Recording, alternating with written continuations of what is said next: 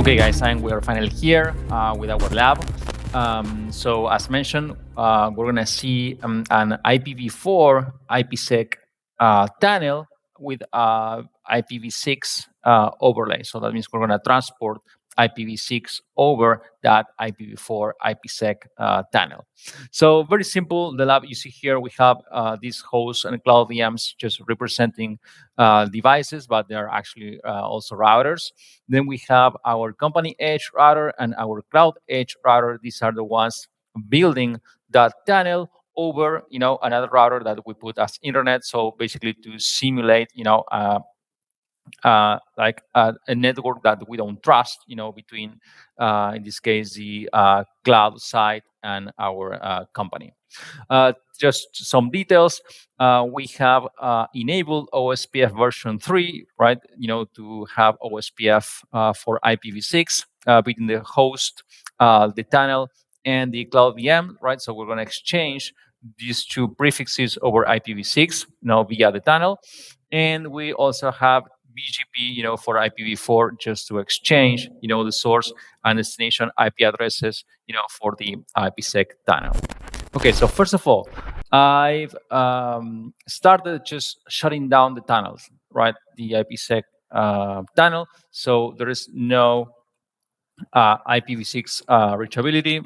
Let's check first, right, how the IPv6 routing tables look like. Show IPv6 route. So just the directly connected interfaces, the same should be here and here and here, right?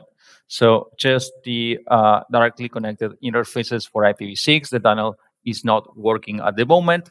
And if we do the same but show IP route, so for IPv4, we're going to see that there is no IPv4 communication for the host and cloud VM routers, just the loopback interface. And the same should go here for cloud VM.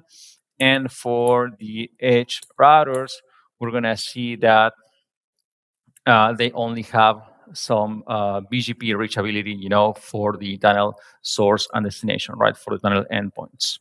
So it's going to take a couple of seconds for my lab, but they're going to be here in a few seconds.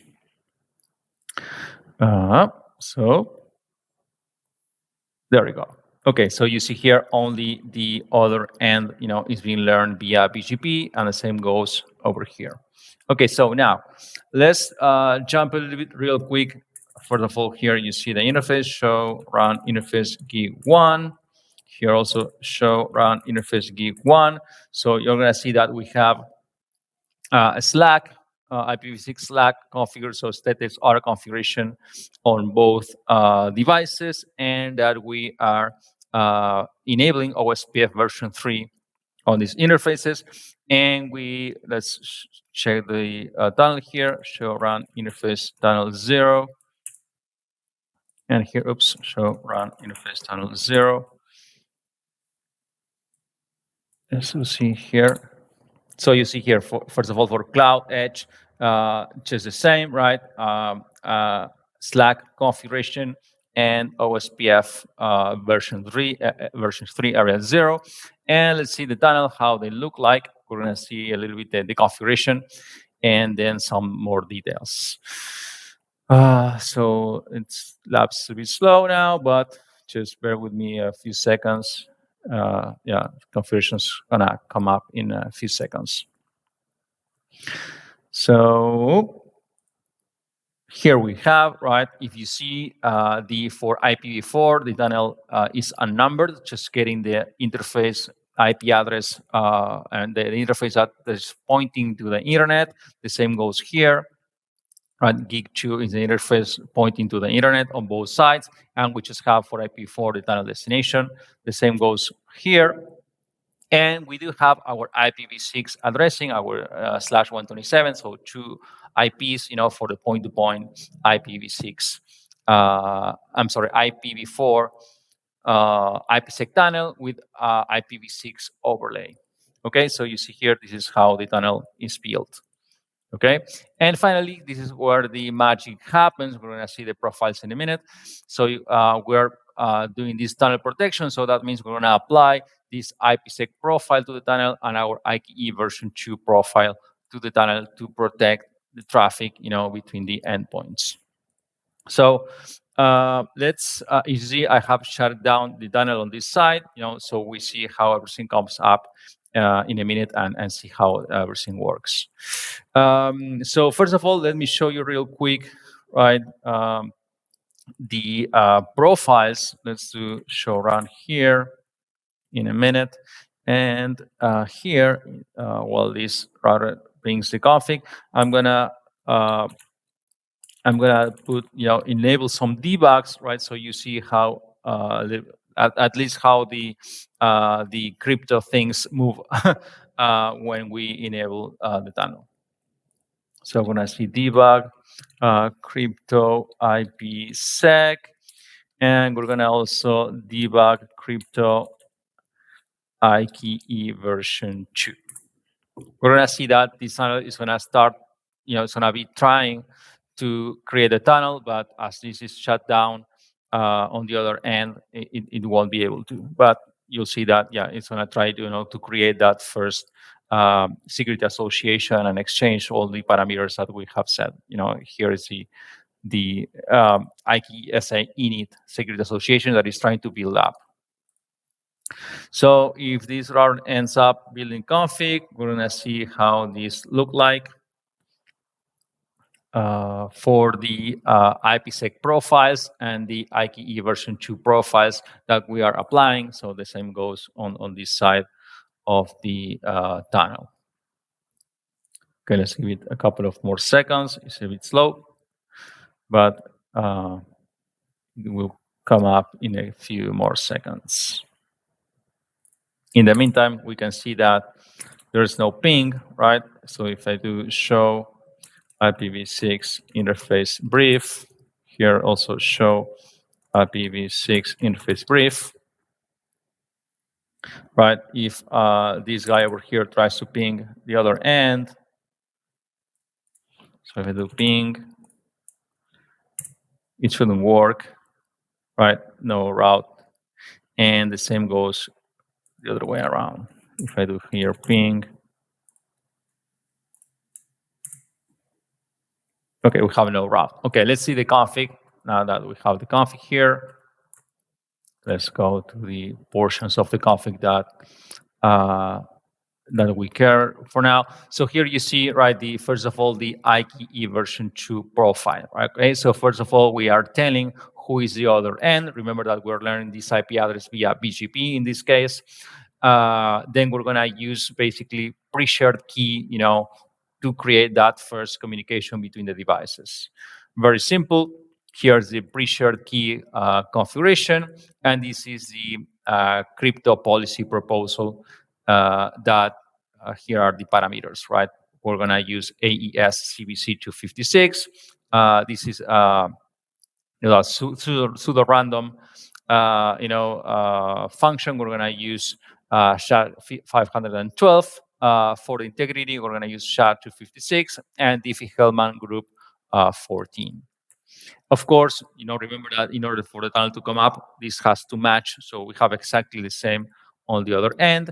And here the transform set, right? We're saying, okay, it's going to be tunnel mode, and we're going to use ESP, using AES 256, and we're going to use SHA 256 for the HMAC, for the integrity portion.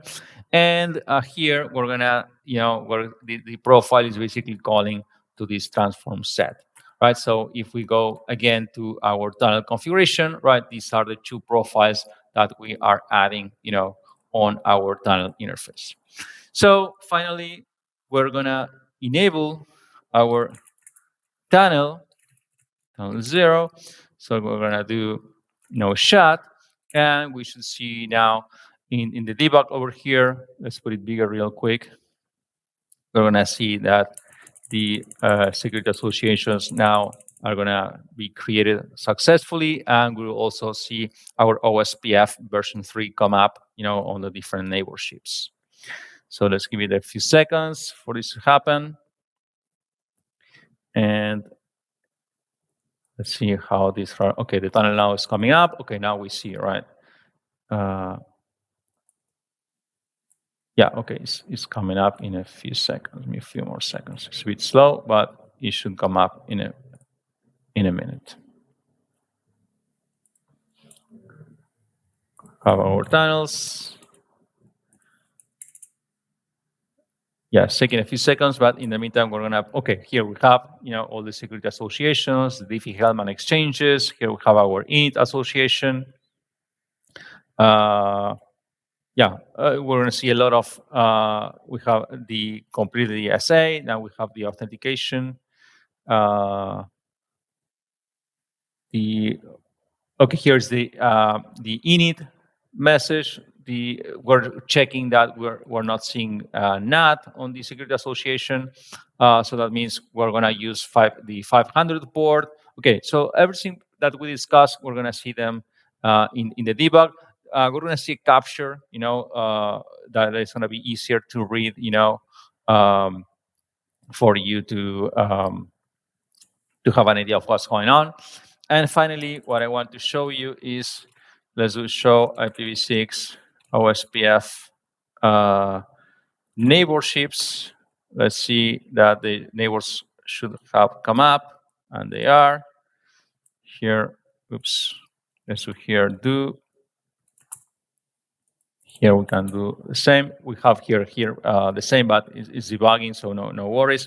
But here you'll see that. Okay, let's do this. Maybe we can do you all to undebug everything here. You see how these neighborships here are, via the tunnel.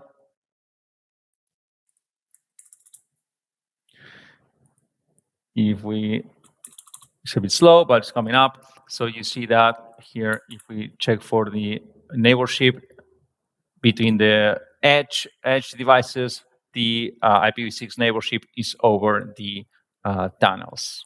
Okay, so finally, if we now try to ping, show IPv6 interface brief, show IPv6 interface brief. Now let's, by the way, let's check the routing tables. Now we should see show IPv6 route, show IPv6 route. Oops, show IPv6 route. Okay, now you see that we have learned, the other end routes and the tunnel routes, right? So we have everything here in OSPF. So now if I try to ping the address of this host over here, from here, it works, right? It is being sent via the tunnel. Everything works fine. So we can do the same on the other side. It should also work, right? Of course. So we ping to the other side. It works. Okay, guys. And before we wrap up, I'm going to show you.